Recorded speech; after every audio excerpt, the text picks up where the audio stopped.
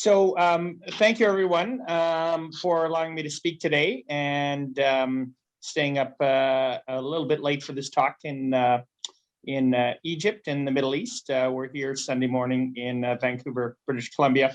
Dr. Bedaiwy has asked me to speak today on neuroendocrinology and mechanism of hormone action, what the IVF specialist should know. What I plan to do is divide this essentially into half of this of basic science and half of it into a more clinical talk. So we're going to review the basic physiology of reproductive neuroendocrinology, mostly concentrating on the hypothalamic pituitary gonadal axis and really the ovarian axis. I will review GnRH, gonadotropins, and their receptors in action. And then for the second half, it'll be a little bit more of a clinical review. And I've decided to speak a little bit about the endocrinology of GnRH agonists and antagonists in ART, mostly their mechanisms of action, the early evidence around their use.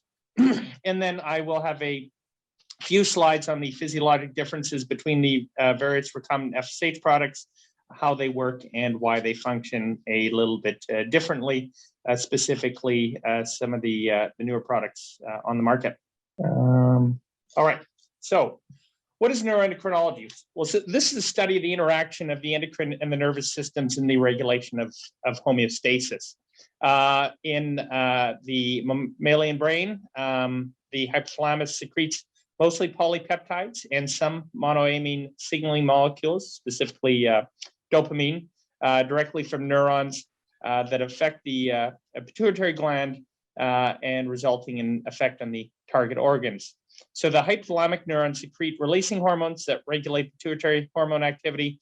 And this is really responsible for all body energy, homeostasis, thermoregulation, growth, response to stress, and reproduction. So it's a very evolutionarily conserved region of the mammalian brain.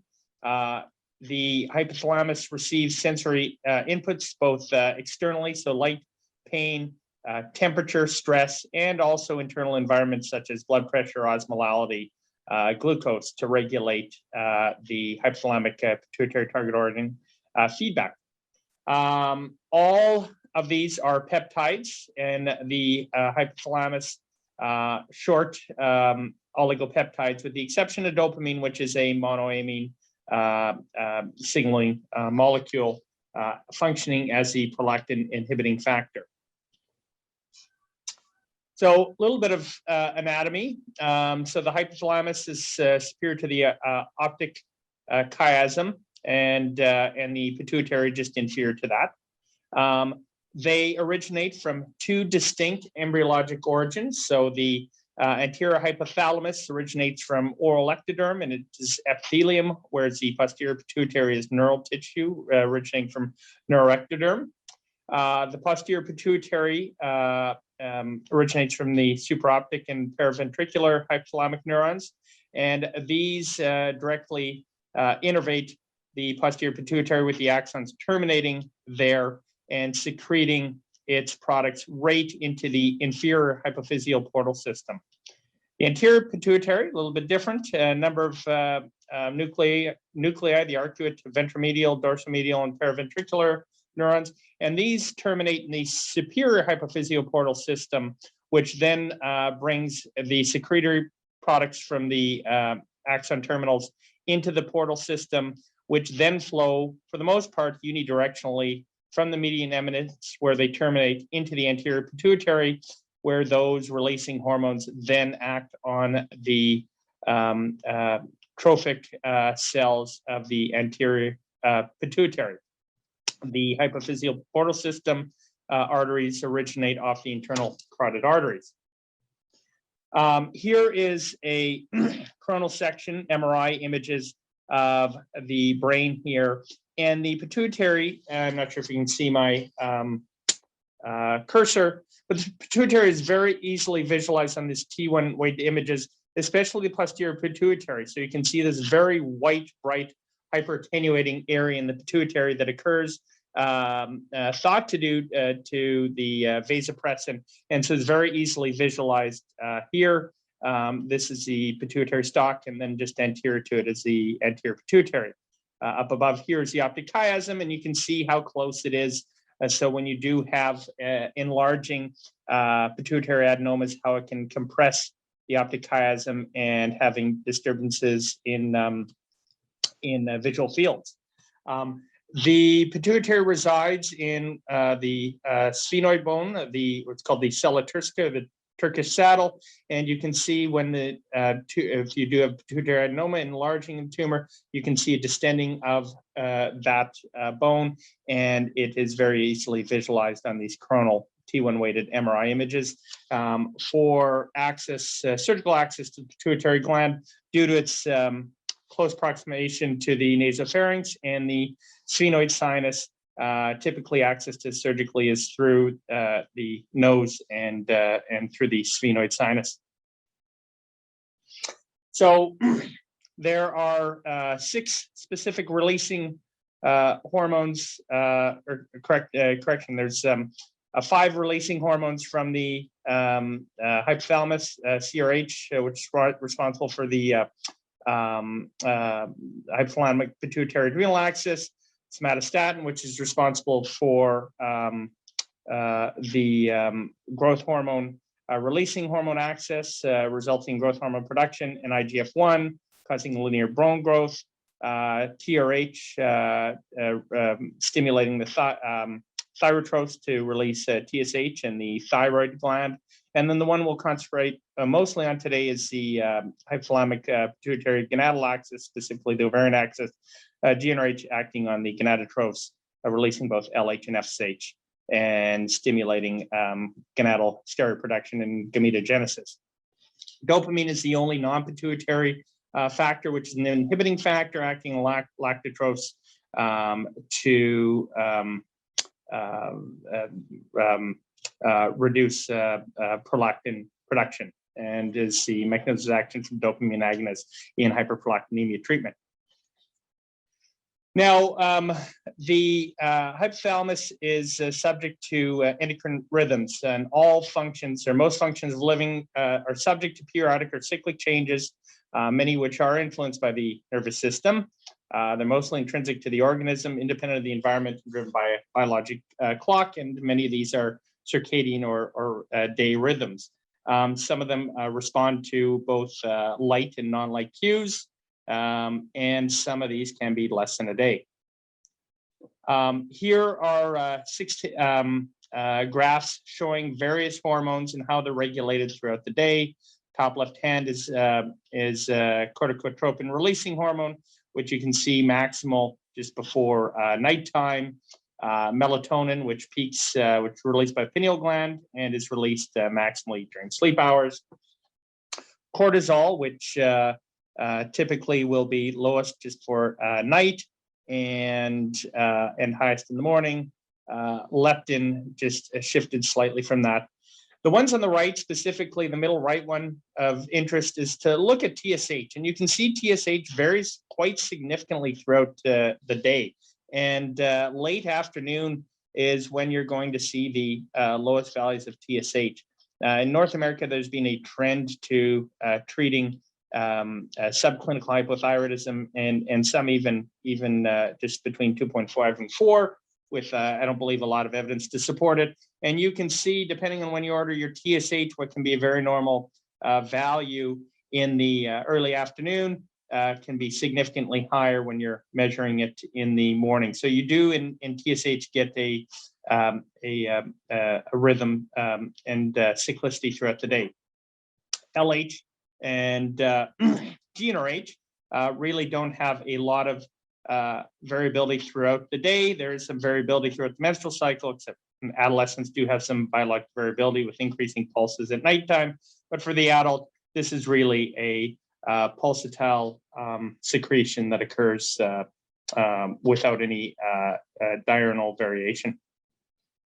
So we're going to look specifically at the neuroendocrinology of the reproductive axis. So In the hypothalamus, the GnRH cell bodies are located in the arcuate and the medial basal hypothalamus.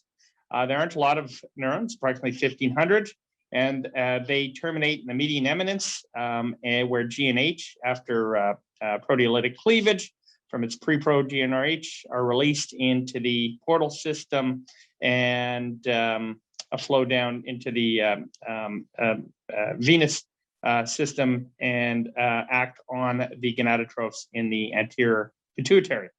Secretion is affected by sex steroids, availability, and stress, but as we'll talk a little bit later, GnRH neurons do not have sex steroid receptors, and so it's other afferent signaling mechanisms, which we'll discuss, that affect GnRH pulsatility. Development embryologically starts from the nasal placode. This is unique among the neuronal system, CNS, and then final migration is hypothalamus.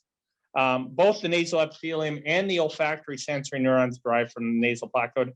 So one of the very first mutations resulting in hypogonadotropic hypogonadism associated with anosmia was in the mutation of the CAL1 gene, which is responsible for GnRH neuronal migration embryologically, as well as development of the olfactory bulbs. And this mutation was one of the very first genetically identified causes of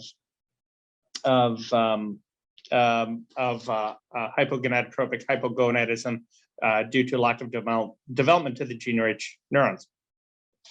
But there are definitely a lot more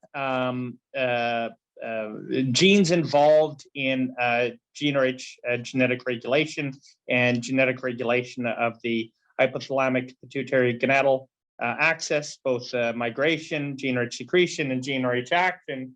And it is a very complicated system, multi-genic regulation. And there have been many more gene mutations that have been identified since the CAL1 description, GnRH receptors, the kisspeptin and kisspeptin receptor, which we'll talk a little bit more about, CAC3 or neurokinin B, and a number of other mutations that can cause a very similar phenotype without the anosmia. So GnRH, it's identical in essentially all mammalian species. It starts out as a 92 amino acid from a 4-exon mRNA, and then it is proteolytically cleaved down to a decapeptide and released into the superior hypophyseal portal system in the median eminence.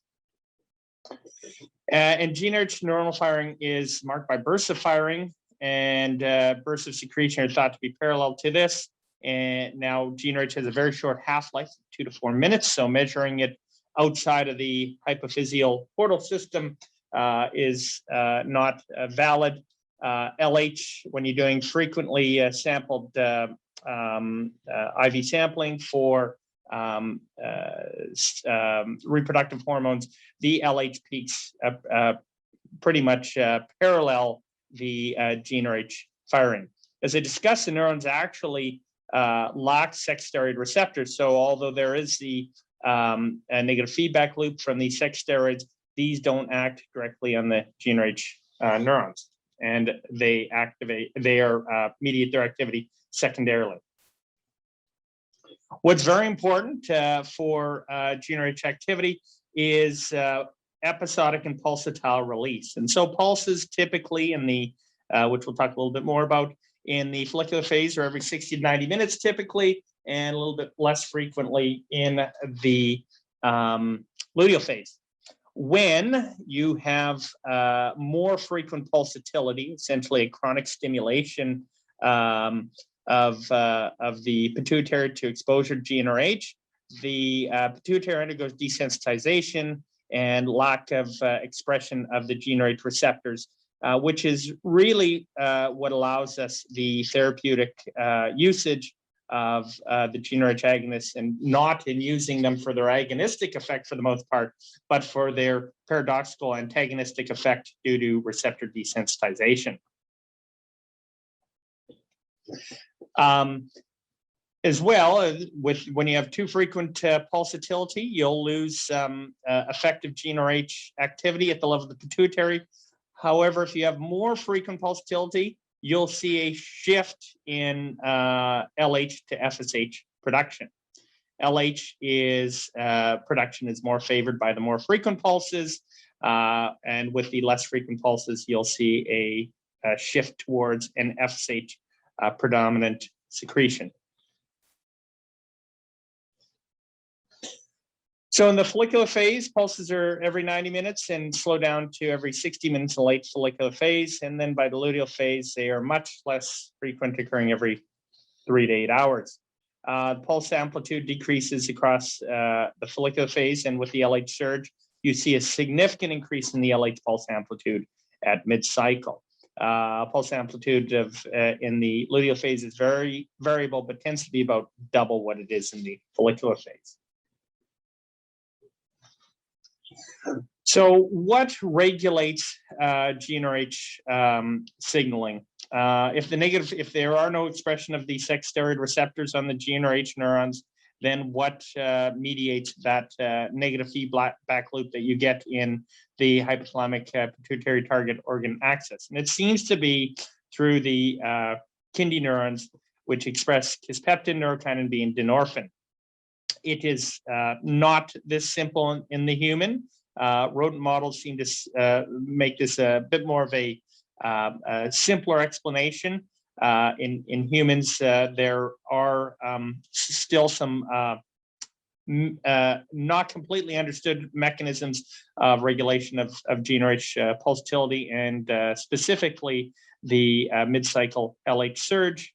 But this, the discovery of kisspeptin in the early 2000s does shed some additional light onto the mechanism of action of GnRH pulsatility and regulation by the sex steroids. So the typically kisspeptin, neurokinin B, and dynorphin are often expressed from the same neurons, or the Kindy neurons, and kisspeptin does stimulate GnRH release.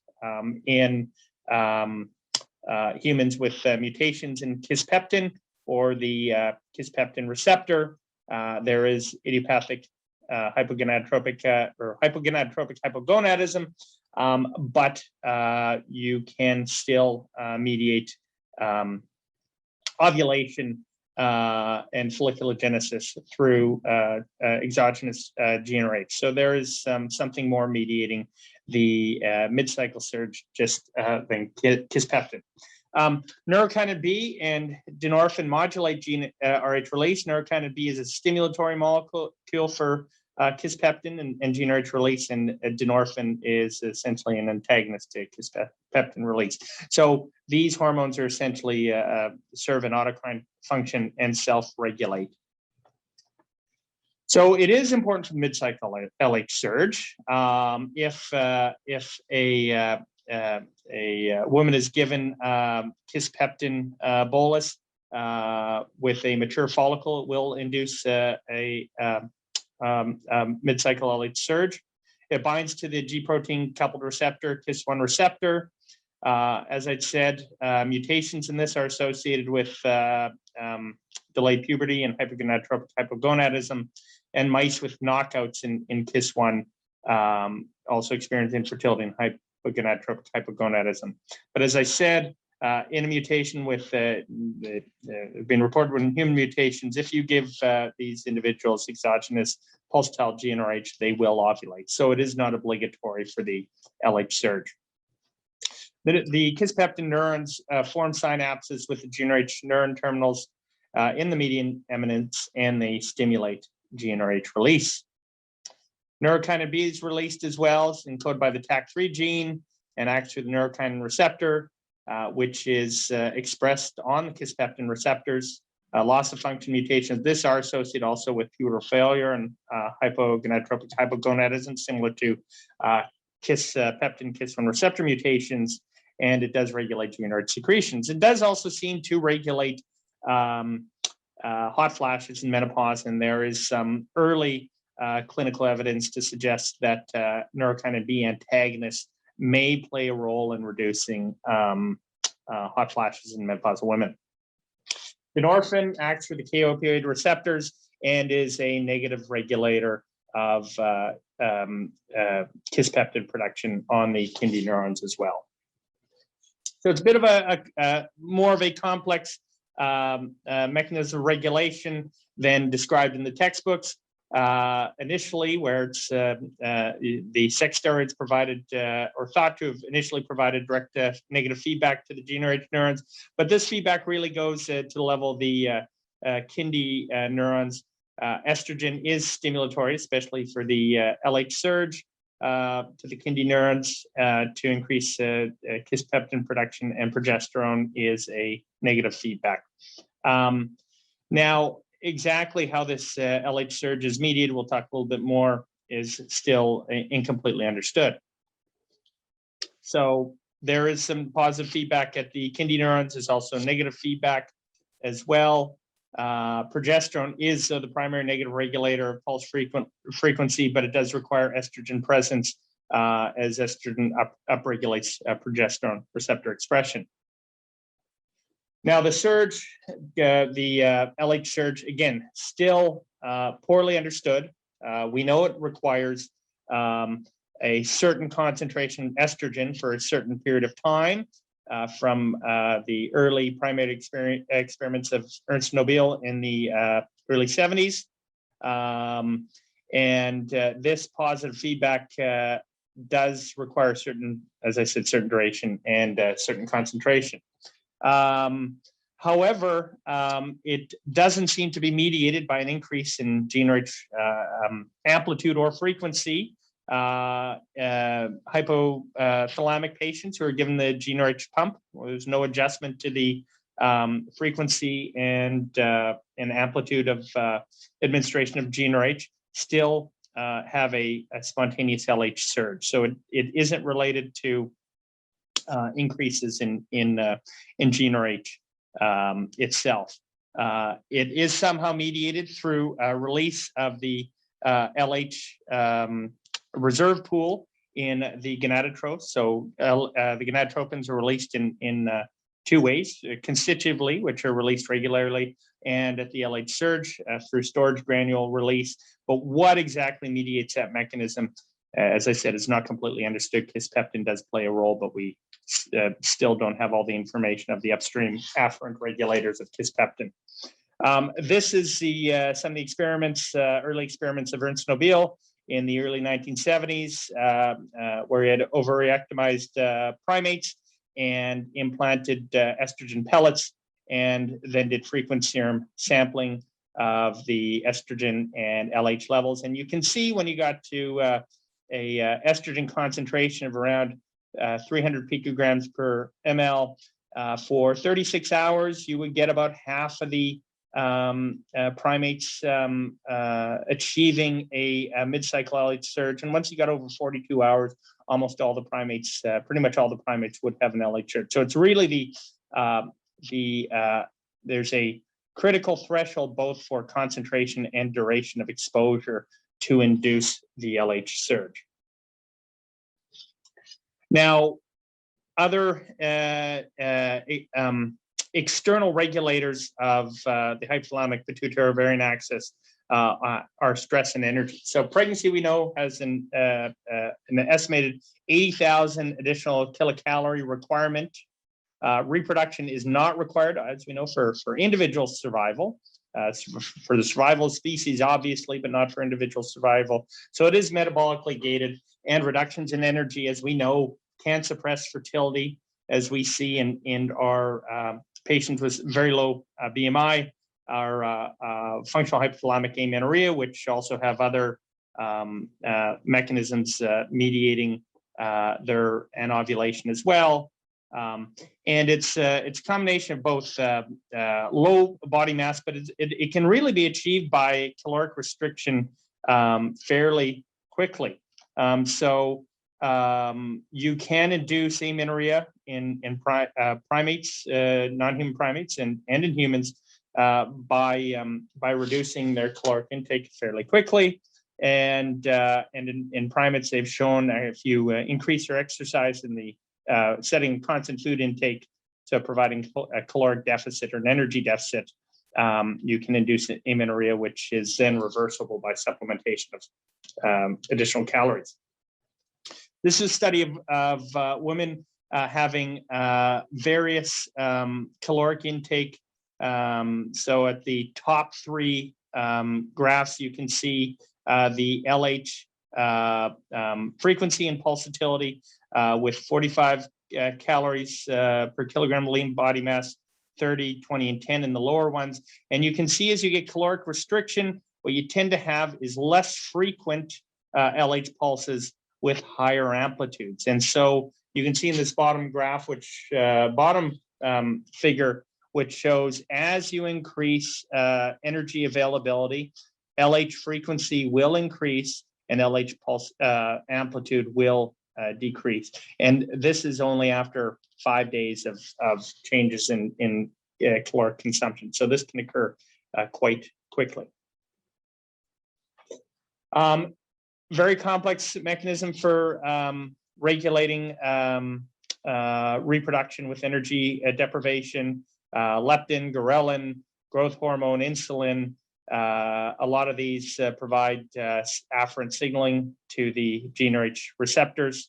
Leptin, we know in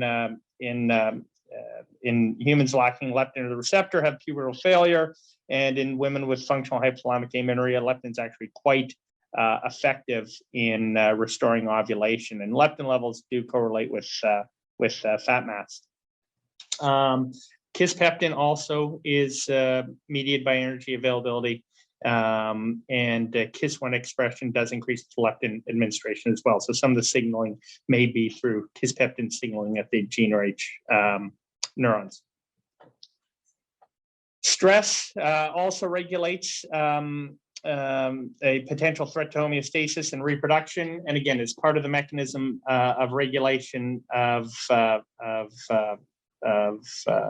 ovulation or lack thereof in our functional hypothalamic amenorrhea patients. I'm sure these individuals do have some multigenic differences that may make them more prone to stress and resulting dysregulation of their hypothalamic pituitary ovarian axis. But stress does seem to regulate reproduction as well, both through the CRH, ACTH, cortisol axis, and other endorphins and steroid and peptide regulators. So it's a very complicated pathway. Again, it's not as simple as the GnRH acting on the gonadotropes to produce LH and FSH and our resulting steroidogenesis and gametogenesis. It's obviously much more complicated than that. Understanding the role of kisspeptin, leptin neuropeptide Y, and the CRH inhibition of the GnRH neurons. It's a very complicated regulation of the neuroendocrinology of reproduction, which still a lot remains to be elucidated. So I'm going to speak a little bit now on the gonadotropin hormones or receptors and steroidogenesis specific to that. So we know there's 3 types of gonadotropes produced: LH and FSH, which are produced by the pituitary, and then HCG produced by the placenta, and 2 specific gonadotropin receptors, the FSH receptor and the LHCG receptor, which is activated both by LH and HCG. They have a common alpha subunit and their unique beta subunits, and their half-lives are mediated very much by the unique beta subunit, with LH having the shortest half-life, about 20 minutes, FSH a few hours, and beta HCG of initial half-life around a day. The receptors are G protein coupled receptors, very similar to the GnRH receptor. They have the internal extracellular domain and the intracellular tail, which is important for second messenger signaling, and then the transmembrane domain as well. There is a hinge region, which allows the conformational changes that occur when the gonadotropins bind the receptor, and mutations in this area can cause inactivation of the GnRH receptor, which you may see in in individuals with premature ovarian insufficiency or primary hypergonadotropic hypogonadism, or occasionally there have been descriptions of activating mutations as well. So for those, just a reminder, the two-celled two-gonadotropin theory, FSH receptors are expressed exclusively in the ovary, in the granulous cells, and the testicles, and the Sertoli cells, and these are responsible for, in the ovary, folliculogenesis and conversion of the theca cell androgens into estrogens, and the testicle spermatogenesis, and predominantly. The LH receptors act on the Leydig cells in the testicle and theca cells in the female, and they're predominantly responsible for androgen production. And for females, these androgens serve the precursors for the estrogens. Theca cells cannot synthesize estrogens on their own due to lack of aromatase expression, and granulous cells require the androgenic precursor for synthesis of estrogens. Second messenger system is predominantly through the G protein, the GS alpha pathway that increases intracellular cyclic AMP, but the LH receptor also activates through the IP3 and the protein kinase C pathway, which is mostly what mediates the LH surge. And as I discussed, what LH does in males, testosterone, females, it's the androgen synthesis. Now, steroid hormone synthesis. So this is the classic steroidogenic pathway for mineralocorticoids, glucocorticoids, androgens, and estrogens. And what tissue synthesizes what steroid really is completely dependent on what steroidogenic enzymes are expressed in that tissue. So tissue-specific enzyme expression is what regulates the steroid that is synthesized by that tissue. All steroids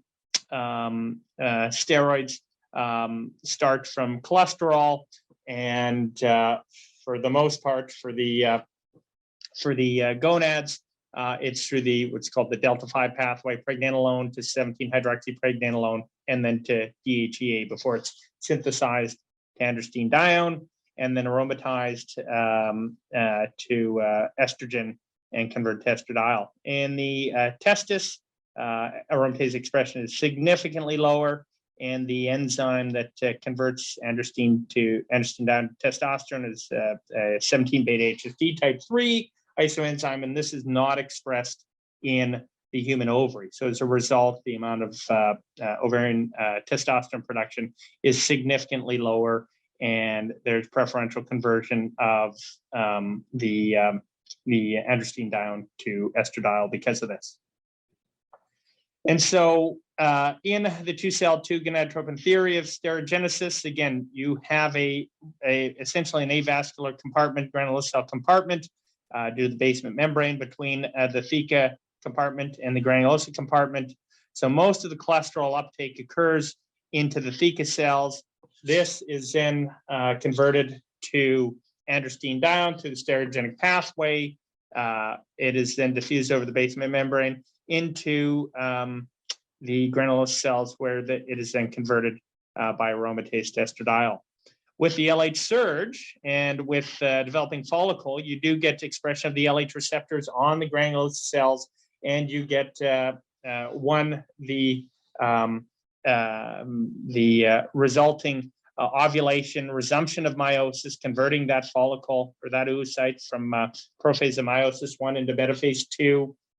And you also see the necessary changes in steroidogenic enzyme expression in the theca and granulosa cells as they become the granulosa and theca lutein cells.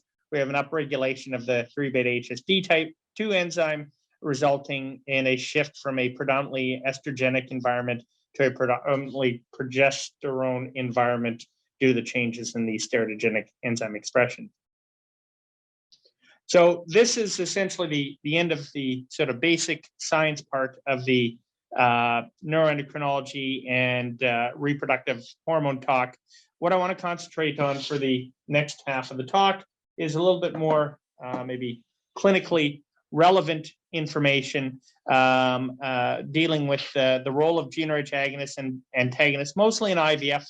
I know there's a talk coming talk on endometriosis. So I'm going to concentrate mostly on the role of these medications in IVF, mechanism of action, and their evidence of use, and concentrate on some of the early studies to understand why we are where we are with the use of these in the various protocols in IVF. So it's been about 40 years since Roger Guillemin and Andrew Shalley both discovered almost simultaneously GnRH and isolated and synthesized it, for which they received the Nobel Prize in Medicine in 1977. Unfortunately, as I said before, very short half-life of 2 to 4 minutes, so its therapeutic use is very limited.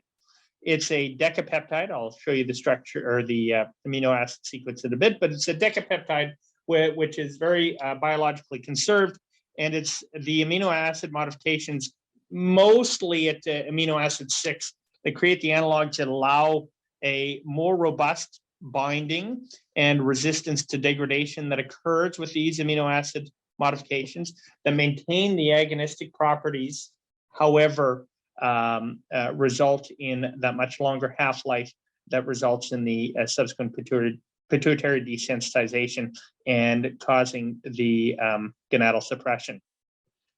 So it's important to note that GnRH agonists do not have an indication for use for ART, and the first gained approval for therapeutic use was prostate cancer, precocious puberty, endometriosis, and leiomyoma. So again, its effect is again through that hypogonadal state, through receptor desensitization, downregulation, and that mechanism of action is what led to its use for preventing ovulation and gonadal suppression in the use of IVF and ART. So this is off-label use. It does result in the suppression of the LH surge, and it's also used, as you're aware, but we will not discuss in too much detail, the induction of the LH surge when we are looking at GnRH antagonist cycles. So you can see the 6 amino acid, the glycine is what is the amino acid substitution that results in the conformational change. It makes it much more resistant to degradation and more a higher affinity to the receptor, and results in the downregulation. The various commercially available GnRH agonists, you can see all have the substitution. So leuprolide has the leucine, gaserelin has the serine, as triptorelin has the tryptophan substitution, hence the resulting names of the therapeutic molecules. And otherwise, they're essentially not substituted in any way except for lupron and buserelin, which have an amino terminal change. The antagonists do have additional changes for at the amino and carboxy terminal that to provide their antagonistic mechanism of action. GnRH antagonists act very differently. They have the immediate effect of downregulation, and this is because they are essentially competitive antagonists, and the binding does not cause activation of the GnRH receptor through the prevention of receptor dimerization, which is very important for GnRH signaling. These took a lot longer to be approved for clinical use because these amino acid substitutions that provide the antagonistic effect had a very severe histaminergic effect when they were first being studied. And so it took a lot longer for approval for their use. Their indications are for ART, and the benefits of them that we'll discuss a little bit more is that they do not have that flare effect that we do see with the agonist, and allows us to shorten the time for suppression. So historically, if we look at IVF, the first IVF cycle resulted in a birth was actually a natural cycle IVF without the use of any gonadotropins or downregulation. In 1981, it was in the US with Howard and Georgiana Jones, where the first HMG birth occurred. But it wasn't until 1984 when the first clinical study was published looking at GnRH agonists to suppress ovulation, taking advantage of that subsequent pituitary desensitization. And they looked at this publication in Lancet, where they looked at 11 patients with a prior IVF cycle who had not done very well in the prior cycle, only 0 to 2 oocytes retrieved in the prior cycle, in spite of the use of HMG. And these 11 women were then put on a GnRH agonist to downregulate the pituitary. And then at the start of stimulation, once pituitary downregulation was confirmed by lack of follicular activity on the ultrasound and a thin endometrium, they were randomly assigned to 150 units of FSH or HMG. The number of eggs retrieved with the HMG group was 9 and 6 on the FSH. Not surprisingly, this is not statistically significant on an RCT of only 11 patients, but quite possibly a type 2 error with such a low sample size, I'm sure. And only 1 clinical pregnancy, which sounds like very poor outcome, but in 1984, this wouldn't be outside of normal. So this did allow one to prevent the LH surge, potentially prevent cycle cancellation due to spontaneous LH surges, improve the number of follicles and oocytes that can be retrieved by extending the stimulation past the prevented endogenous LH surge. The other comment in this article discussed the limited role of LH in folliculogenesis. And as we'll see later, LH levels are still sufficient, although low, with GnRH agonist downregulation. And so the amount of LH that you need for folliculogenesis and even steroidogenesis for precursor for androgen production for estrogen is very low. We do not need a lot of LH, obviously, for folliculogenesis and steroidogenesis. That was the long agonist protocol, which is at least in North America probably the more common of the agonist protocols to be used, at least historically. The short protocol, which starts very early in the follicular phase, was first published in 1987. And the reason for this protocol development was nothing to do with science. It was purely due to enhanced physician and clinic convenience. And the title of the article that was published in the Lancet in 1987 was Never on a Sunday, Programming for IVF, ET, and GIFT. So this really was a serendipitous, or one might say a selfish study purely done to help the physician with their scheduling on the weekends. These individuals would have their cycle programmed with an oral contraceptive, and then they had their last oral contraceptive on a Monday, and then their stimulation with the GnRH agonist started 4 days later, and they also started the HMG at the same time at 150 units a day. They looked at 124 cases, 119 retrievals. The pregnancy rate for that time was very pretty good at 26% per transfer. And I think what they were most concerned about was they had 119 retrievals of the 124 cases, and only 3 occurred on a weekend. So it's interesting to note that some of the protocols that we have developed have nothing to do with the adequacy of the stimulation or trying to achieve a better outcome. This was mostly initially for scheduling purposes.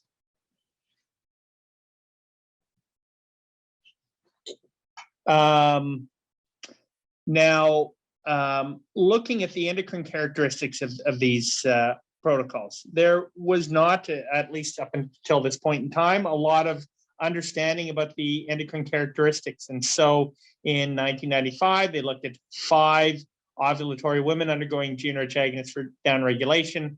They used essentially a conventional Lupron dose, 1 milligram a day for 5 days. And they looked at these women 3 different time points. So all of these women had a mid-luteal, late luteal, and early follicular phase. It's a crossover design. They would have one of them. They'd have a 1 month washout period. Then they would go through another one of them, 1 month washout period, and then go through the third. And they had daily serum sampling for FSH, LH, estrone, estradiol, progesterone, and some of the ovarian androgens. And you can see, so they did baseline levels.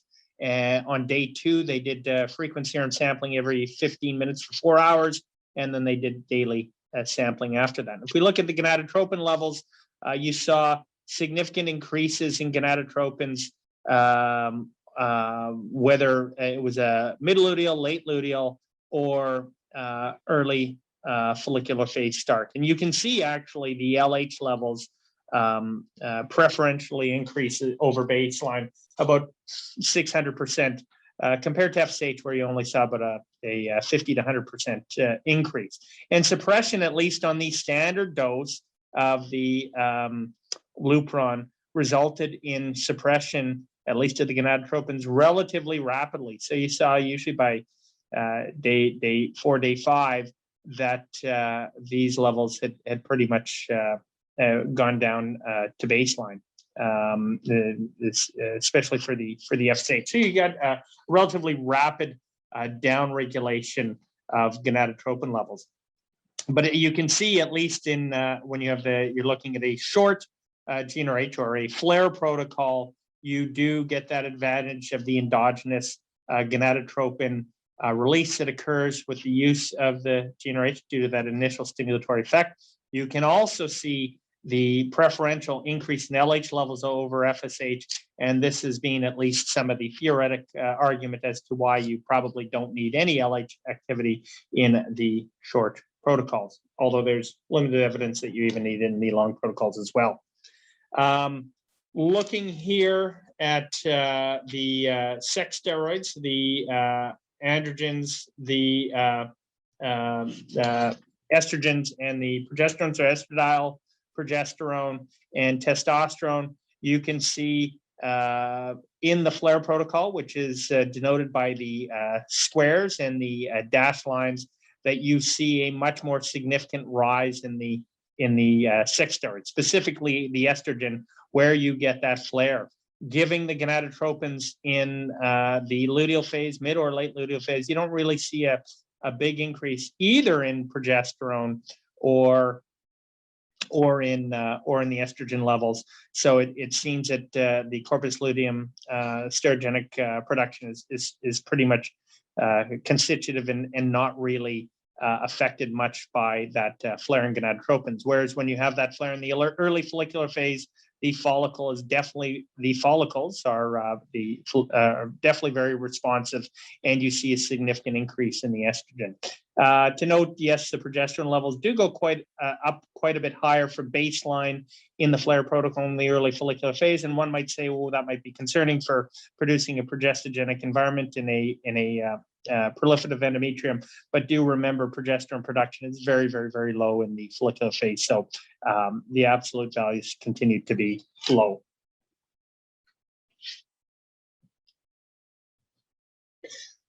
So these doses that were picked were essentially picked purely randomly, or based on prior dosing in clinical studies for other disease states with approval. There have not been any true dose-finding studies for the use of GnRH agonists in IVF, and these have all been developed purely by retrospective studies without true drug discovery programs. The short GnRH agonist protocol doses were really just adapted from the long GnRH agonist protocol. But there's a rationale that maybe lower doses of gonadotropins may sustain a flare effect to allow for a reduction of gonadotropin dosage usage during the stimulation cycle, potentially allowing for a lower cost through the reduction in need for gonadotropins and sustaining that that stimulatory effect that with the standard doses, you can see those gonadotropin levels really drop off within 40 to 72 hours. So there was a phase 1 human study, and in parallel, a primate study done looking at giving women lower doses of a gene agonist hysterelin, which I've never used, but in very low doses of 10 micrograms 4 times daily. They started in the early follicular phase on cycle day 2, and then estradiol, progesterone, FSH, LH, and ovarian ultrasound measurements were done daily. This was a very small phase 1 study that was terminated prematurely because the REB at that point in time had decided, due to the ovarian hyperstimulation symptoms that women were experiencing, the phase 1 study was terminated. So there's very limited real phase 1 dose finding data. But there was some primate dose finding studies done for suppression of ovulation, which have helped inform us, number one, what kind of dose you need for suppression, and 2, how concerned do we need to be when a patient misses a dose of their gene agonist.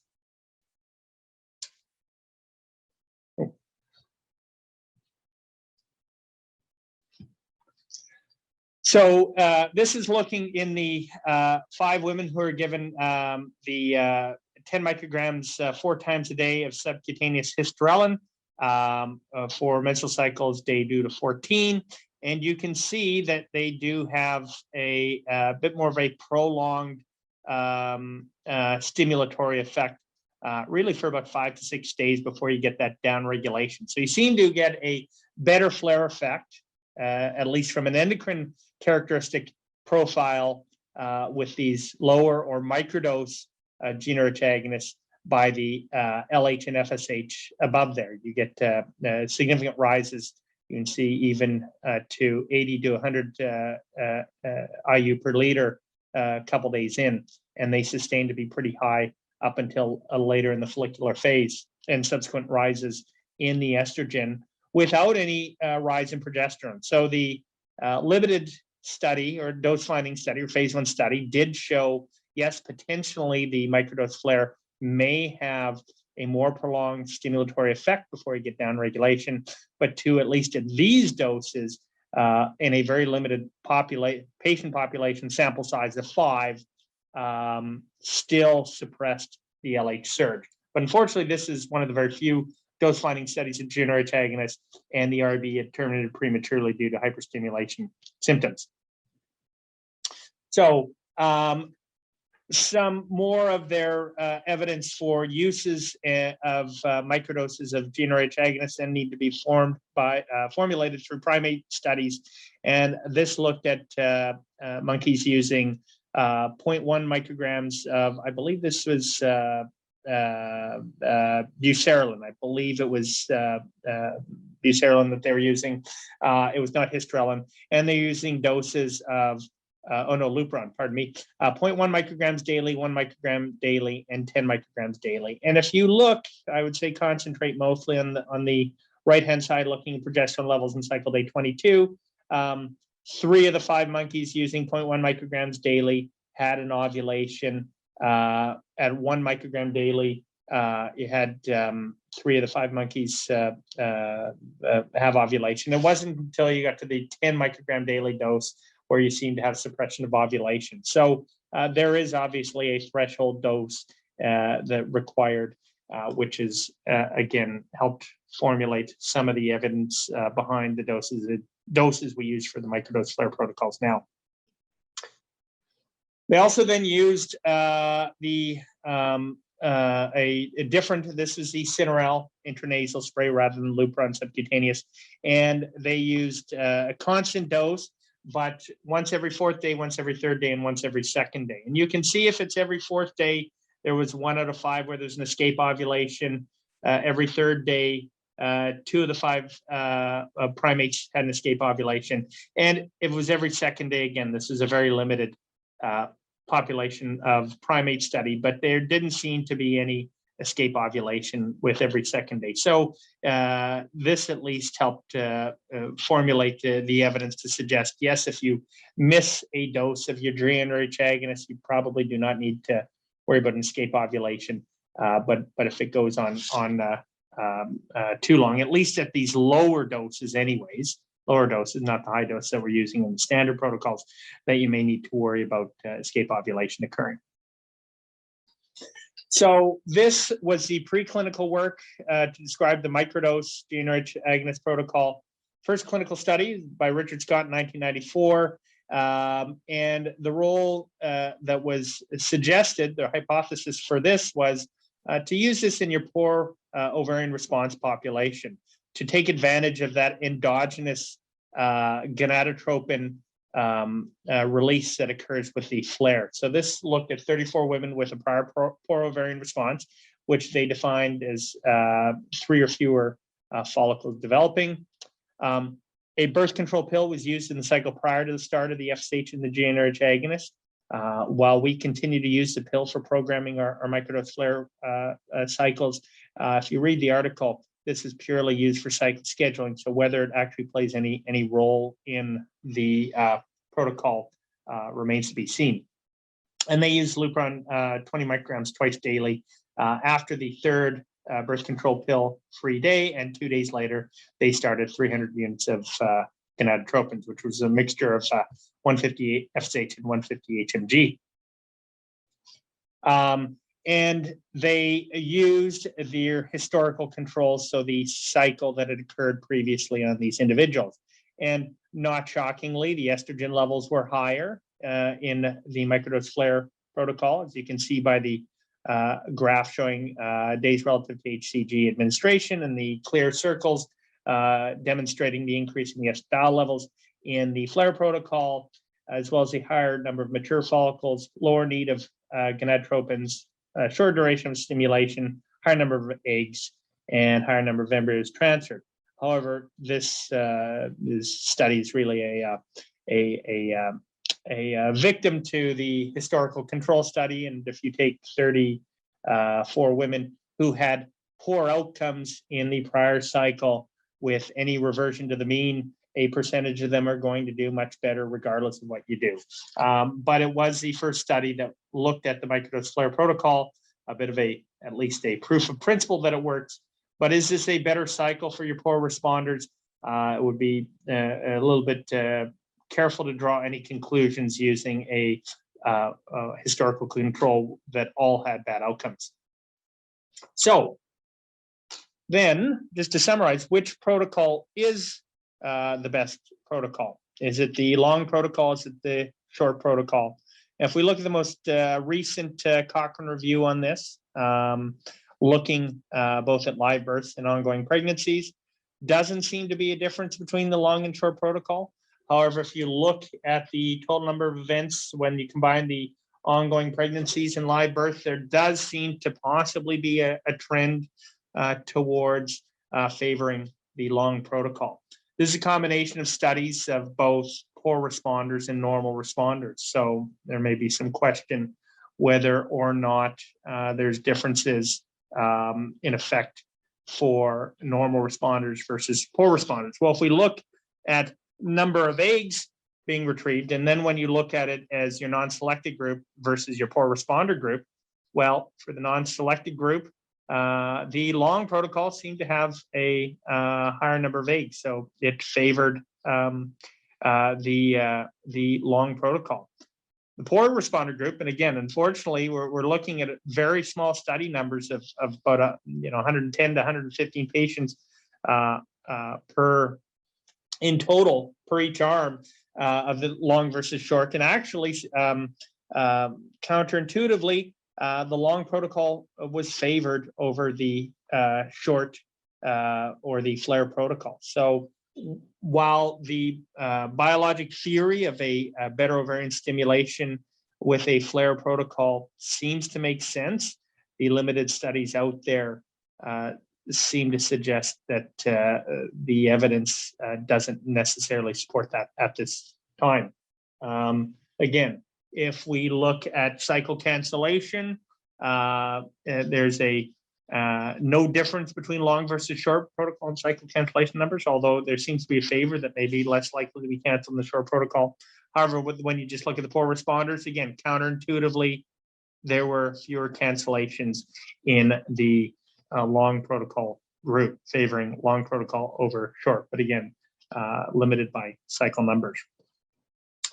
So just to summarize the GnRH agonist, yes, you get a flare, initial pituitary gonadotropin flare, no matter what GnRH agonist protocol you use, whether it's your long luteal or your short follicular flare protocols, you will get that initial flare. But the short protocol takes advantage of that pituitary flare for ovarian stimulation, where you do see also that increase in estrogen stimulation early on, which should then reduce your need for gonadotropins, and theoretically, one would think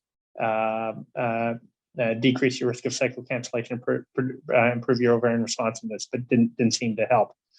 You do see those high LH levels in the short protocol, so that likely obviates the need for any LH supplementation, although it's really questionable that you need LH in the long agonist protocol as well, because most individuals, except for your hypothalamic patients who may have an undetectable LH, you really don't need, you've got enough endogenous LH in your stimulation protocols for the most part.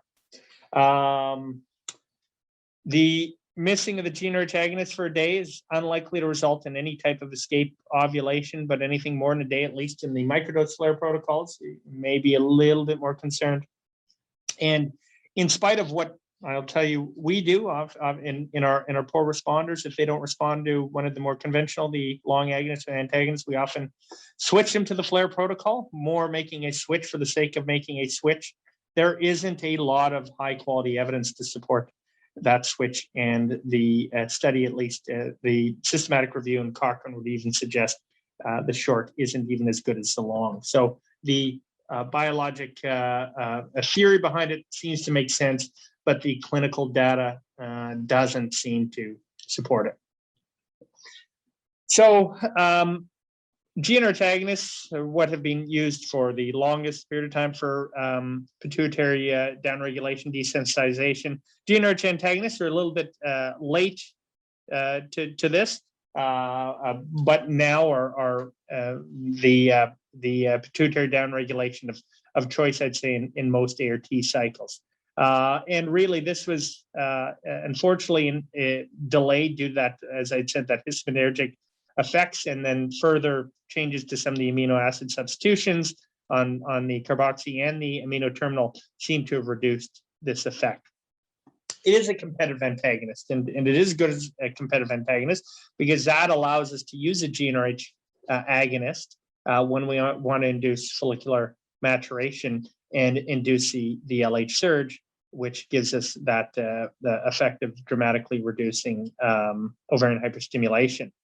And the other advantage to it is it has an immediate antagonistic action, so we don't need those 10 to 15 days of pre-treatment to get down regulation. You get the immediate gonadal suppression, resulting in obviously fewer injections and a more patient friendly protocol. And again, its mechanism of action is through the prevention of the receptor dimerization and subsequent activation of the GnRH receptor. So these drugs, unlike GnRH agonists, have been studied very well for IVF through proper drug development programs, phase 1, phase 2, and phase 3 studies. And I thought it would be important just to review some of this data to understand why we use the doses that we use. And so the Gonadotropin dose finding study group looked at various different doses in its phase 2 trial, trying to figure out what dose most effectively prevents premature LH surges and the pregnancy rates. And you can see they used 6 different doses: 0.0625, 0.125, 0.25, which is a dose that's approved for use, 0.5, 1, and 2 milligrams daily. And you can see once you got to 0.5 milligrams or higher, all premature LH surges were abolished. You did still get a surge at 0.25, but that was rare. I believe that was one subject who had a surge. And so why not use a higher dose than 0.25 just to make sure that you do get that suppression, that definite suppression of LH surges? Well, you can see pregnancy rates, although you did get the complete suppression of LH surge at 0.5 milligrams of ganirelix and above, pregnancy rates were significantly lower in those groups. So there likely is some mechanism whereby the profound gonadotropin suppression and the profound LH suppression late in the follicular phase may be detrimental to implantation. And this is the reason why 0.25 was chosen as a dose for studying the phase 3 trials, because of the poor pregnancy rates that occurred when you used too high of a ganirelix dose. So that was ganirelix, the first approved GnRH antagonist for ART was cetrorelix. This is the data from the phase 3 trial, the European cetrorelix study group, looking in a randomized controlled trial, 2-to-1 cetrorelix to buserelin downregulation with, I believe, 150 units of FSH used in this study. And you can see there were some differences in these patient populations. Their demographics were the same and through randomization, but there were about 2 fewer eggs in the cetrorelix group retrieved. As a result, there were a slightly reduced number of cumulus oocyte complexes. There was no difference in the number of frozen embryos at the end of the day. It seemed 1.1 versus 2, at least wasn't statistically significant, but this was actually a relatively small RCT. An RCT of this size would not likely get past the regulators for drug approval today, or approval today. But we did see a slightly lower number of eggs retrieved in these cycles. There was no difference in clinical pregnancy rates, 22 versus 26%. No real difference in deliveries, 18 versus 22%.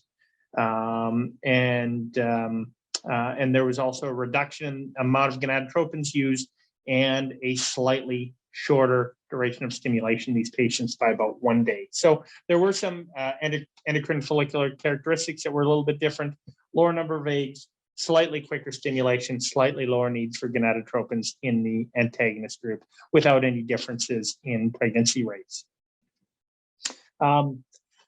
Ganirelix had both a European and a North American arm. I'm going to look at the North American data just to concentrate on it. It's a multi-center phase 3 randomized controlled trial.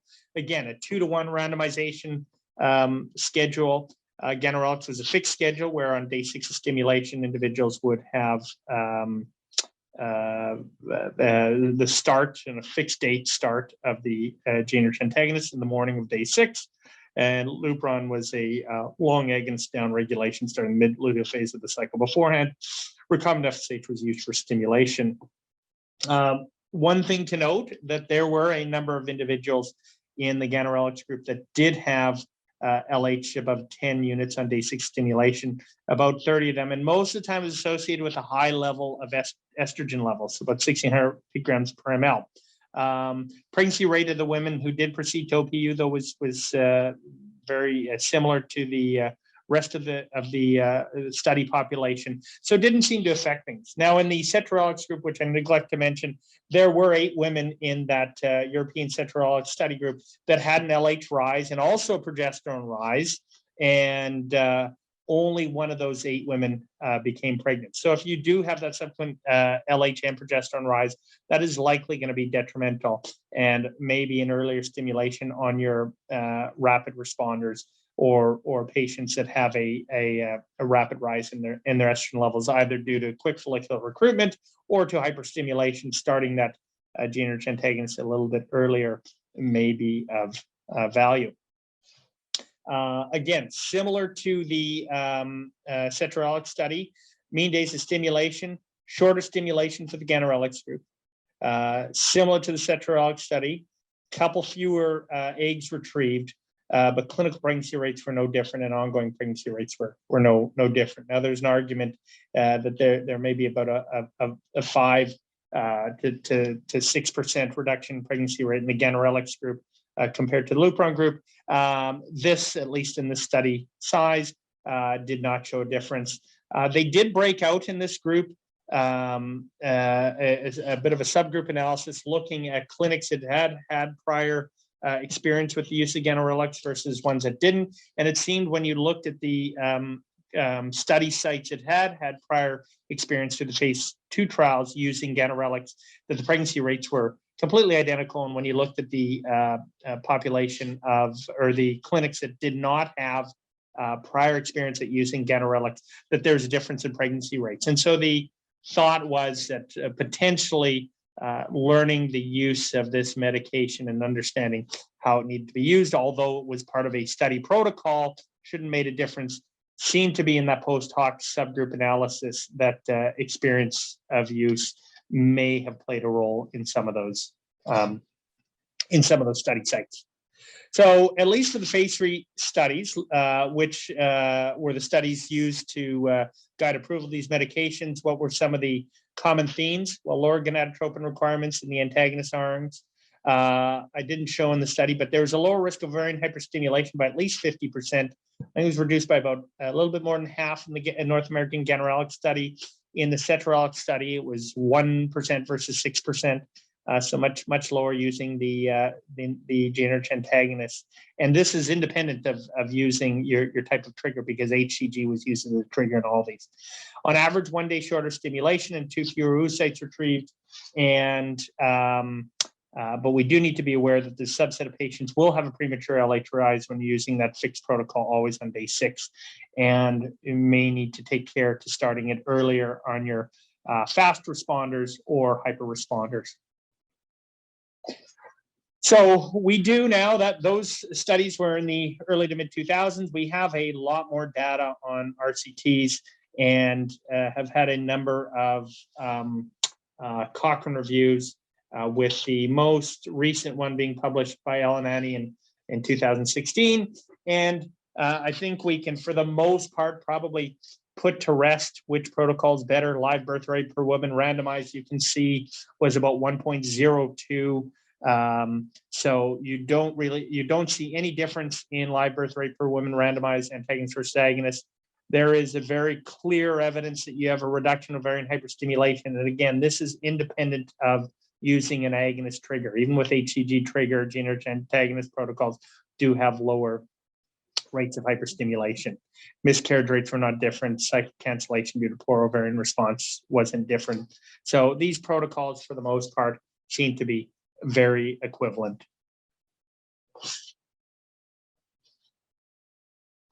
So one question that I've wondered about, and I believe other IVF clinicians have started to wonder about, is what about oral GnRH antagonists? I would say the next frontier for patient-friendly ART cycles is really going to be, hopefully, the development of orally active compounds for your ovarian stimulation. Unfortunately, peptides are not orally available and are rapidly degraded when with oral administration. And so the GnRH analogs are all peptides. The gonadotropins are all peptides. Can we get oral products? I'm not going to go into the oral FSH development programs. They're very limited and have not really gotten very far, and we're a long ways off from having an orally active FSH agonist at this point in time. But we do, at least I know in North America, have the approval of Elagalix, which is the first orally available non-peptide competitive GnRH antagonist. So it's a much smaller molecule, orally available, and its approval is for moderate to severe pain associated with endometriosis, either 150 milligrams a day or 2 milligrams twice a day.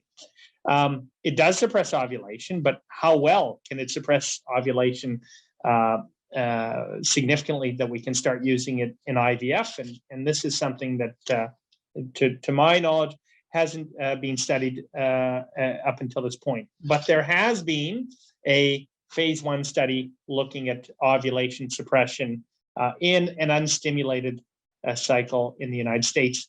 So this is an RCT, a phase 1 study of 205 ovulatory reproductive age women, 7 arms. So 3 different daily doses, 100, 150, 200, and then 3 different twice daily doses of Alegalix, 100, 200, 300 BID. And then the final one was the 300 BID, plus also using estradiol and norethindrone acetate daily for suppression of ovulation. And so the outcome that was looked at in this study was ovulation.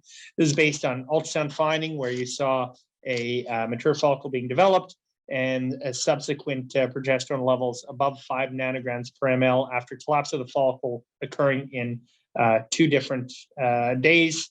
And the goal in this study was to prevent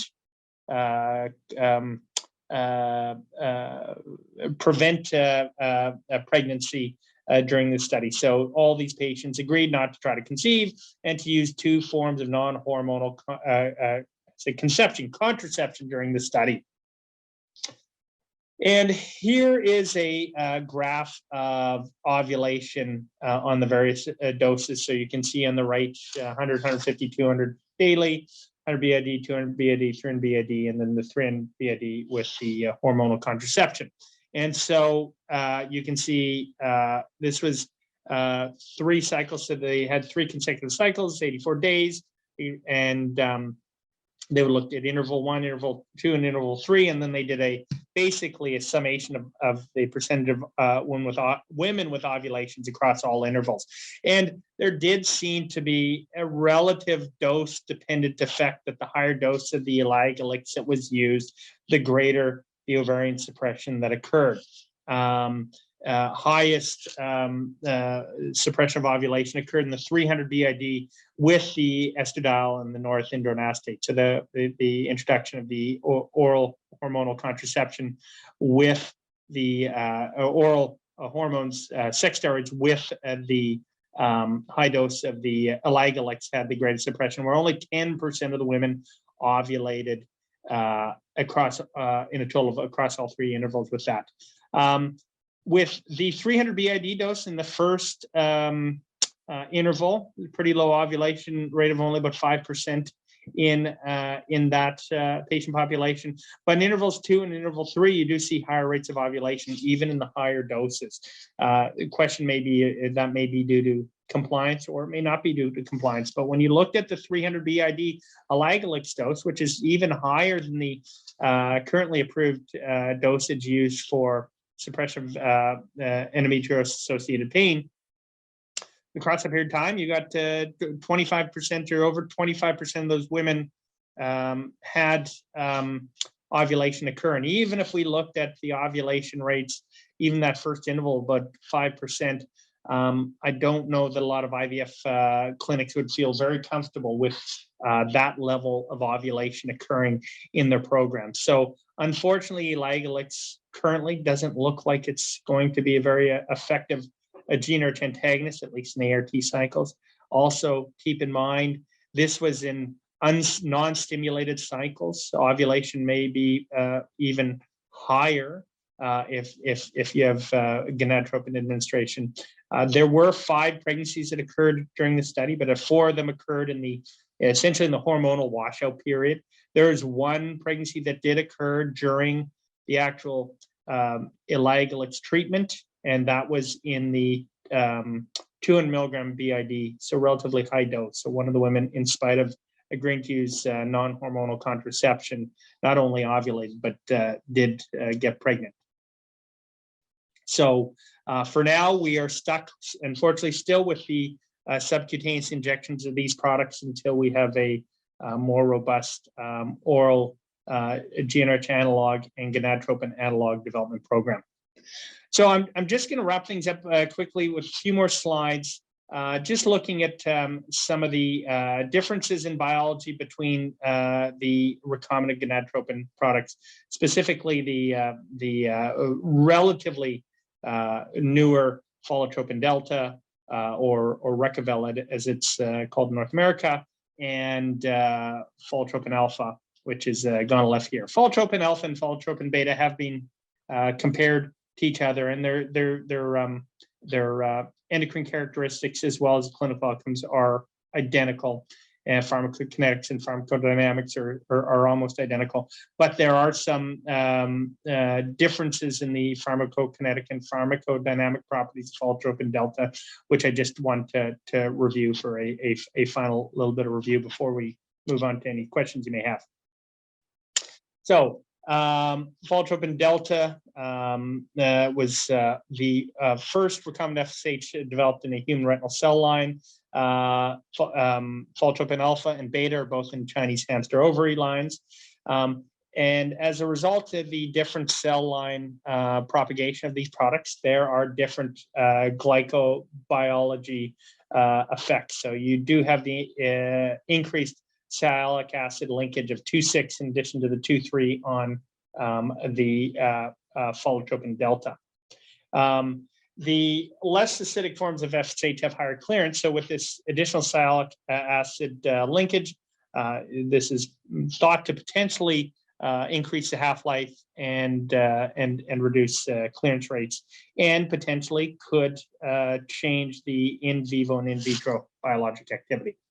So how do we measure FSH? We don't, like our other therapeutic products, don't use micrograms or milligrams. It's measured in units, and this is done through an in vivo rodent bioassay where the rat is injected with FSH for 3 days.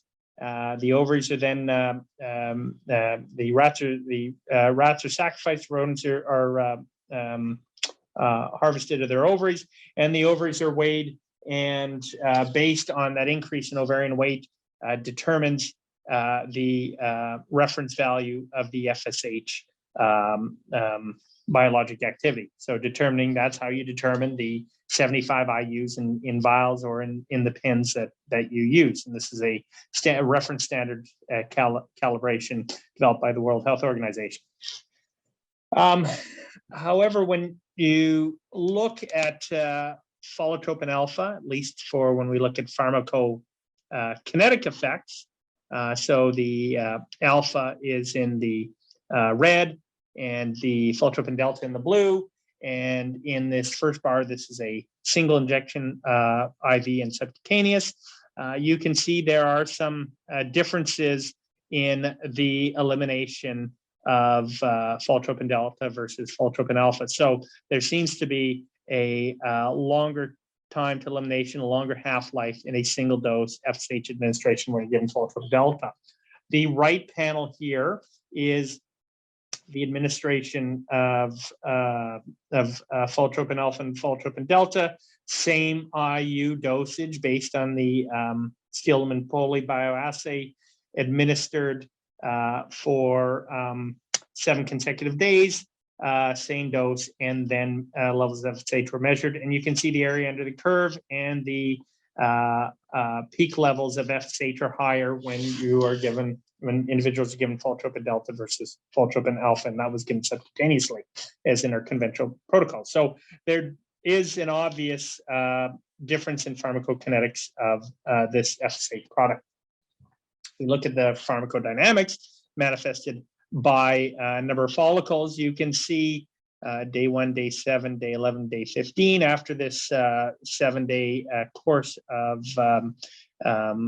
equivalent IU administration of these two products, you can see by day 7 there are more follicles with allotropin delta day 11 and day 15. So it does seem that you do get a different biologic effect when given the same IUs based on that rodent bioassay. And then if we look at inhibin B and estradiol levels, once again, equivalent IU dosages result in higher levels of inhibin B and higher levels of estradiol when you administer consecutive subcutaneous doses of allotropin delta when compared to allotropin alpha. So oral FSH preparation, same, no, and that's why the allotropin delta development program had to look at shifting away from the Stillman-Poley bioassay and going from an IU to a microgram dose. The Folotropin Delta has a much longer half-life, 48 hours versus 34 hours. And you could see the pharmacodynamics were very much different as well. So the drug development program for this had to develop essentially a dose response curve in order to sort of adjust for these pharmacokinetics and pharmacodynamics. So briefly, the dose development program, phase 2 studies, used AMH as their ovarian reserve bioassay to determine the dosages needed of this new product. And they used 5 different doses, with the highest dose being 12 micrograms, and then had a high AMH stratum, which was individuals who had 15 picomolars or higher, and a low AMH stratum, which had a less than 15 picomolars. And you could see on the curve on the right that increasing dosages in the high AMH stratum really had a lot of biologic variability in its responsiveness, and not surprising, in your suboptimal ovarian responders, there was a less robust variability in ovarian responsiveness. And even when more than doubling your gonadotropin dosage, you had a much more muted effect in the increase in number of oocytes retrieved from the lowest dose to highest dose of maybe about 4 to 5 oocytes more. But this phase 2 trial informed the phase 3 development trial of Folotropin Delta, which is the ESTER trial, looking at Folotropin alpha 150 units a day for the first 5 days, and an antagonist cycle and dosage adjustments thereafter, compared to a individualized dosing assessment for individuals in Folotropin Delta arm, where the dose was picked based on BMI and AMH and was not adjusted at all through the protocol. This is the, as far as I'm aware, the largest RCT to date in an IVF gonadotropin drug development program. It was all antagonist cycle and blastocyst transfer on day 5. Dosage adjustments is for those of you who use it, were based on AMH and body weight, and the lower the AMH, the higher the per kilogram dosage that was used. And at least in the first cycle, the maximum daily dose of 12 micrograms was used. And we'll talk about how that might be, what the equivalents to these microgram doses may be to Folotropin alpha and the other conventional gonadotropins that are used. And as I said, for the alpha, they used 150 units a day for the first 5 days. And then you could go up by 75 units a day on day 6 onwards to maximum daily dose of 450 units. So you could go pretty high, but you could only step up on a daily basis by 75 units. And so the ESTER data was published just over 3 years ago. The ongoing pregnancy rate was no different. Live birth rate was no different. Now, a target ovarian response was, quote unquote, better in the Folotropin Delta arm. And in this study, the target ovarian response was 8 to 14 oocytes. Now, I would say, at least in North America, we might not say that that's a target ovarian response anymore, and it tends to be a movement towards a more aggressive ovarian stimulation and freeze all, at least for the purpose of this study and the study design for the regulators. You were able to get a more consistent ovarian responsiveness based on the AMH and body weight without requiring any dosage adjustments. There were fewer there are fewer poor responders, which was defined as less than 4 oocytes retrieved when they had low AMH in the Folotropin Delta arm, and there was fewer hyper responders, so those with a higher AMH with 15 or 20 oocytes retrieved. Not a difference in OHSS, but there were differences in preventive interventions were defined as either administration of dopamine agonist, cycle cancellation, or freeze all. So you did get a improvement essentially in ovarian hyperstimulation or any of the preventive interventions, especially as the AMH increased. with very similar ongoing pregnancy rates, and a suggestion of maybe lower ongoing pregnancy rates in the pholotropin alpha as the numbers increase, but some of this may be due cancellation and freeze all. So I want to review this just to review some of the biologic differences between pholotropin delta or Retrieval compared to pholotropin alpha. Yes, it did result in a more targeted ovarian response despite no dose adjustments. It did result in improved ovarian hyperstimulation risk management. However, I don't know in 2000, even 2017 and in 2021 in North America, I would say that we're not necessarily aiming for that target to 8 to 14 oocytes, and we are often looking for a more aggressive stimulation due to an increasing uptake in the pre-implantation genetic testing for aneuploidy. More recent data suggesting that higher number of eggs, even up to 25, will improve cumulative pregnancy rates. So I don't know how well this holds up, but it's important to know these biologic differences because dosing of this drug isn't done in IUs, it's done in micrograms. And so one of the questions often our clinicians have is, well, what dose I'm used to IUs, what dose is equivalent to, say, 150 IUs. And because of the biologic differences in the pharmacokinetics, pharmacodynamics, it's really hard to do that until the more recent publication, post hoc analysis. So when they did look at the phase 2 and phase 3 trials, and they looked at the dosage in these trials to try to determine what dose of pholotropin delta in microgram dose resulted in the same number of eggs being retrieved compared to 150 units of Gonadotropin, it worked out to about 10 micrograms. So it seems that 10 micrograms is roughly the equivalent dose as 150 units of pholotropin alpha. So for those who may not be using this product as much, and if they are using it, or if it is, you have gained approval, it seems 10 microgram is a pretty quick and easy number to remember to your equivalent for dosing going forward. So that is my talk. I'd like to thank you once again for inviting me to speak a little bit about neuroendocrinology and some of the background around why we use GnRH analogs and ART, and some of the evidence that forms the basis of some of the dosing that we're using for our off-label usage of agonists, and discuss some of the biologic differences in some new recombinant FSH products. I hope that was of interest to you all, and I'm open to any questions you may have. Well, thank you very much, John, for a very comprehensive talk that has a nice combination of both basic science, the history of the different stimulation protocols that we use, until Dr. Mahmoud gets all his questions together. I can kick in by, you referred to the pulsatility of the hormonal assays, and you had a special notion to TSH, and you mentioned that it varies during the day.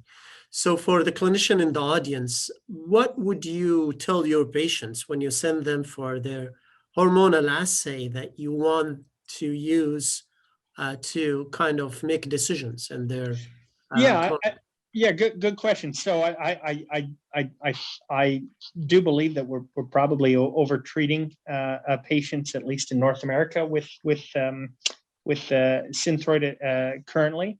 And so if you're trying to avoid that over treatment, especially for those individuals who are sometimes we see being treated with even a TSH, between 2.5 and 4, if you want to just repeat it before you're going to treat because of the great variability throughout the day, best time to do that would be late afternoon, so 3-4 p.m. So essentially just before the lab closes is probably where you're going to get your lowest value, and you're going to be seeing higher values when these individuals are going for their AM levels. So late afternoon if you want to repeat to see if it's an artificial or essentially not an artificial increase, but just that regular variability if you're wanting to look for a lower TSH and not overtreat.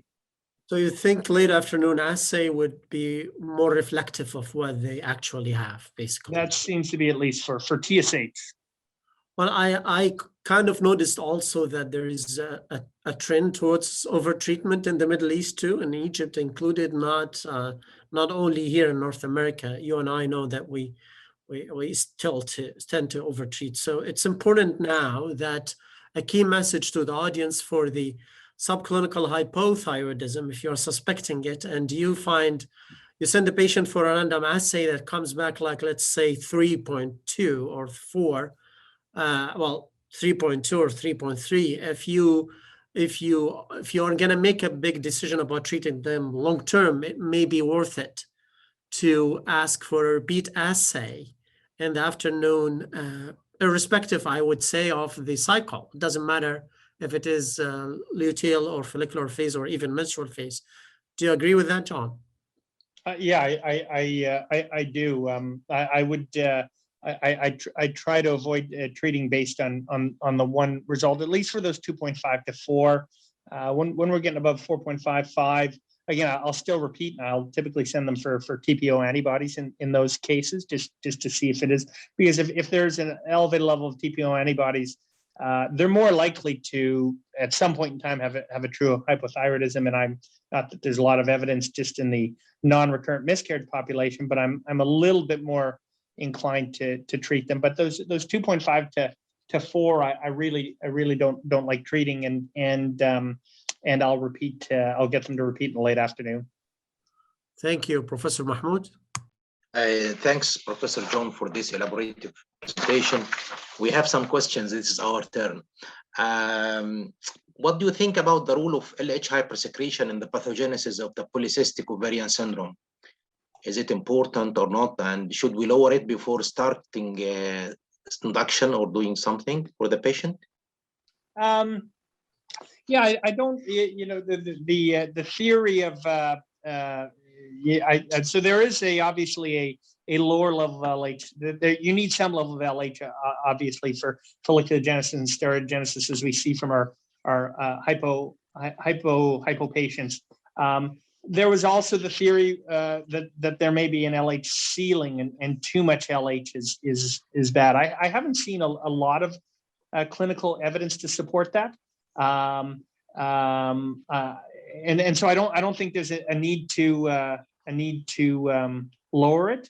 That there are some studies that have looked at using oral contraceptive pill for pretreatment in the PCOS patient before giving them clomiphene, and actually the OCP actually seemed to be more detrimental than helpful, so that doesn't seem to help. Probably at least if we're talking about lowering the LH level in a PCOS patient prior to an ART cycle, well, you're going to have to use a GnRH agonist for that to get the follicular phase lowering of the LH levels. And those patients, then you're removing the ability to use a GnRH agonist trigger. So again, I don't think you need to lower the LH levels in those cases. Yeah. Okay. Second question: what's the evidence of the optimum pituitary downregulation by long agonist protocol?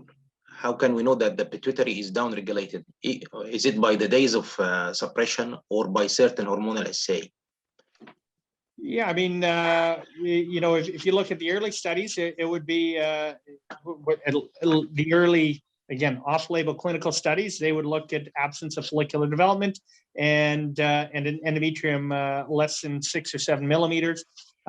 We will. I'll tell you what we do in our protocols. We typically will have them on anywhere from 11 to 21 days. It's typically a couple weeks. So we will either do it with cycle programming with the birth control pill, or for those patients who can't use a pill, we'll do it in the mid-luteal phase, and we wait for a menstrual cycle, and then we do baseline ultrasounds, make sure that there's no evidence of follicular development, and if we see a cyst that looks like it might be a functional cyst, then we look for an estrogen level that's under 300 picomolars. Okay. In your opinion, what's the idea behind the dual trigger in IVF cycles? Dual trigger, using both. Yeah, well, it depends what it's used for. I've seen it described for the use of individuals who may have had a poor oocyte maturity in a prior cycle. There's some literature describing the use for that. I'd say most commonly it's probably used in oocyte maturation in your hyperresponders who you are trying to potentially still do a fresh embryo transfer. And so I could see using a low dose HCG in that case of the GnRH agonist, although you do, again, using any amount of HCG in your hyperresponders is going to put you at risk of hyperstimulation. So I'd see it most using for oocyte maturation in your hyperresponder patient who, one, you're trying to achieve adequate number of eggs, and two, to potentially affect the fresh transfer. Go back to the poor responders. How can we improve the sensitivity for the exogenous gonadotropins? Good question. I don't. The short answer is I don't. The short answer, I think, an honest person would say I don't know. There's obviously a maximum threshold for amount of gonadotropins that you use. 450 versus 600 has actually been well studied in RCT out of Canada a couple of years ago. No benefit of 450 or 600 compared to 450. I'd say even the benefit from 300 to 450 is scant evidence. And then adjuncts, again, we do use androgen as an adjunct. I don't use a lot of growth hormone, but I have seen it used. I would say a lot of these adjuncts, the evidence is definitely sparse and requires further analysis. But I still go, from what I've heard, it some talks of a poor responder is a poor responder is a poor responder. Unfortunately, we don't have a lot at this point in time. Okay. Another question. What is the current rule of adding LH supplementation in the ovarian stimulation? I mean, the REC LH. Yeah, there's no good evidence that at least the most recent Cochrane review that any LH activity or HMG versus REC FSH makes difference. I don't think there's a lot of evidence. We don't measure LH levels at the start of stimulation. The recombinant LH dose finding study group used an LH level of less than 0.7 as to when they would use LH in stimulation. I go more by clinical. If the patient has completely suppressed gonadotropins, to a true hypogonadal patient, undetectable LH levels, absolutely, those patients I'll be using LH, or they don't respond to a progestin withdrawal bleed and they're anovulatory, I'll use add back LH or LH activity in those individuals. But for your standard normal ovulating individual, I don't think that there's a lot of evidence through the RCTs that there's a role for it for the most part. A nice question. You didn't mention the anti-Mullerian hormone. Isn't it important, or? Yes, yeah, absolutely. I mean, for ovarian reserve testing, that or anti follicle count, I would say we're using obviously AMH a lot more than in the past, considering in COVID times we're not seeing the patients in person rate at the initial consult. A lot of this is teleconference, telemedicine. So the AMH is very important for your gonadotropin dosing. At least to date, the Retrieval study is the only validated trial using a biomarker in reproductive medicine, and actually having a dose finding protocol. But yes, it is important for dosing for sure. Okay. Back to the poor responders. Please order the different protocols of stimulation in terms of clinical pregnancy rate. Which is the best? Is it the antagonist or the short agonist or the microdose or something? Which is the best? Please order them. Well, at least if you look at the studies, the RCTs, and again, we're talking for the poor responder group, the long versus short protocol. We're only looking at about 110 women in each of those arms out of 3 studies, and actually in the poor responder group, it showed a benefit to pregnancy rates to the long rather than the flare. Again, these are it seems biologically counterintuitive, but the long had better rates. If you then look at the antagonist versus the agonist, there's no difference. So if you see the antagonist and the agonist are equivalent, you might say those are both better than the flare. That being said, I still use the flare protocol quite frequently when I get a poor response, either an agonist or an antagonist, only because I'm waiting to try something different. But again, some of those improvements are really just purely going to be mean reversion more than anything. And so what's better? I don't think that there's evidence. There's not great evidence that one's better than the other out of all three of those. But if you look at the limited data in the Cochrane review, it would suggest the long is better than the flare. Okay. Question from Professor Tariq. What is the opinion in the difference? What's your opinion difference between the recombinant FSH and the biosimilars? Yeah, so good. I don't know that I'd be the educated one to answer that. Excellent question. Canada has not approved any of the biosimilars to this point in time. So we only have alpha, beta, delta. We have no biosimilars. I do know every country. So, you know, the difference between biosimilars and compared to generics, obviously you can't make a biosimilar identical to the approved product because it's is a little bit more complex manufacturing process in cell culture compared to synthesizing basically a small molecule.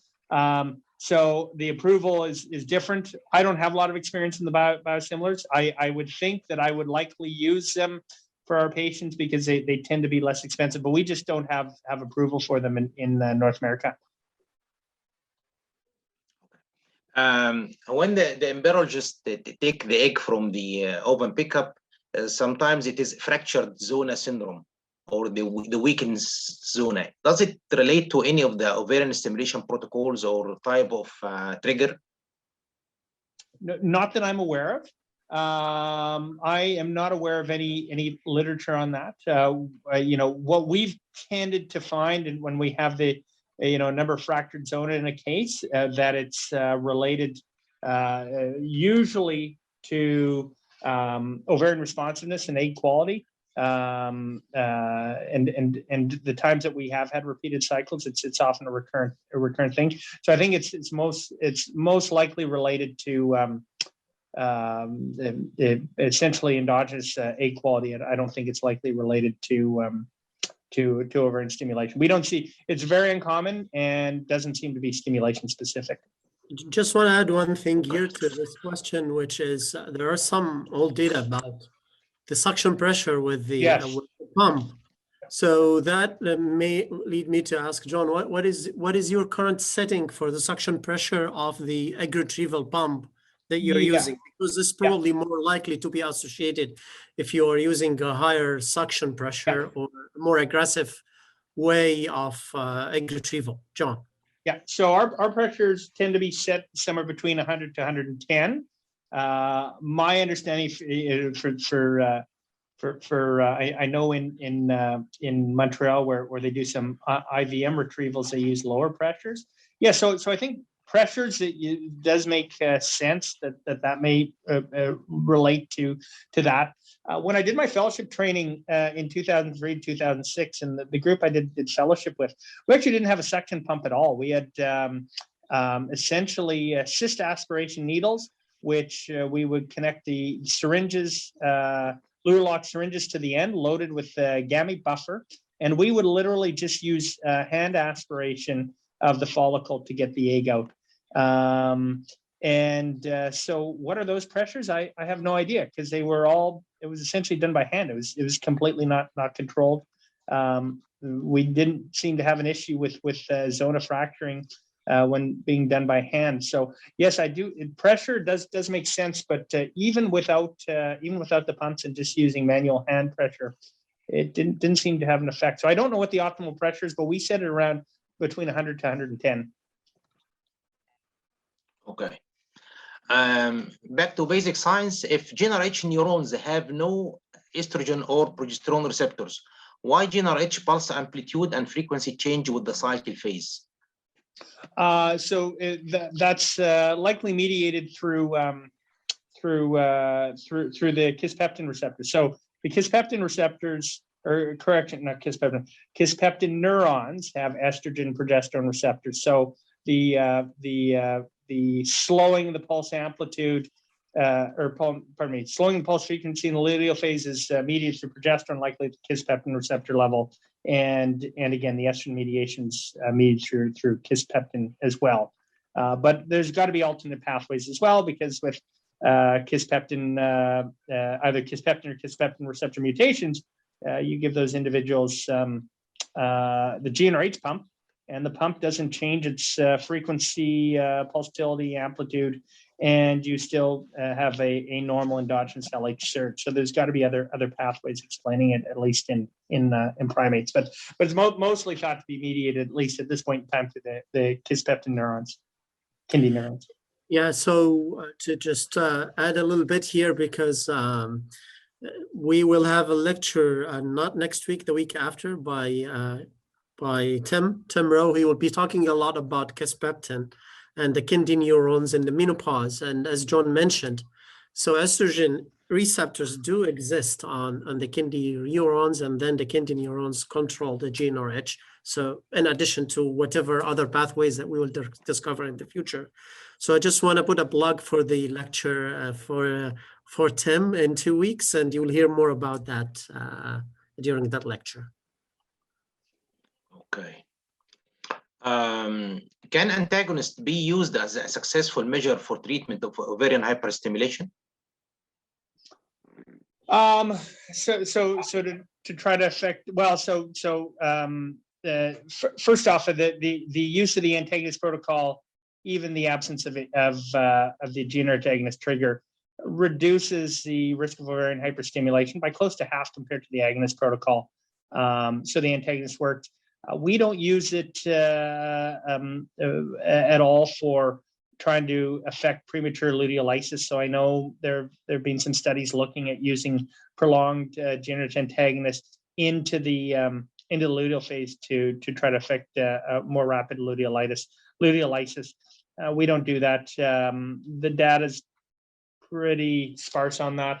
So yeah, it's being described. I don't think it's as effective, obviously, as the agonist trigger, where you have those reductions in vascular endothelial growth factor when you're using the agonist trigger, or using a dopamine agonist, which attenuates the VEGF receptor activity. So we don't use it. For the most part, we just use the agonist trigger and occasionally dopamine agonist.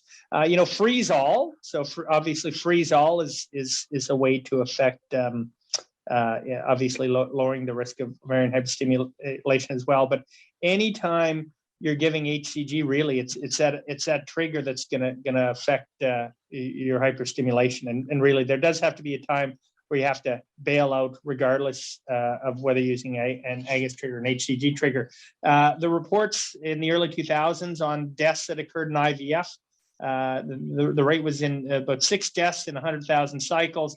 3 of those deaths were in ovarian hyperstimulation, and all 3 of those deaths were in individuals who had a freeze-all protocol. So they received the HCG probably when they shouldn't have had any HCG trigger at all.